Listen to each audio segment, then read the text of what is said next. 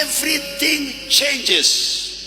Everybody will fail to know or recognize who you are.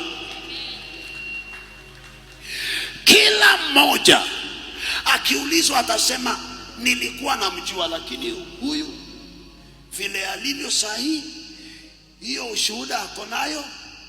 Kwetu hakuna ushuhuda kama hiyo. Hizo pesa ako nazo, hata sisi tumeokoka hakunanga mambo ya kupata pesa kama hiyo.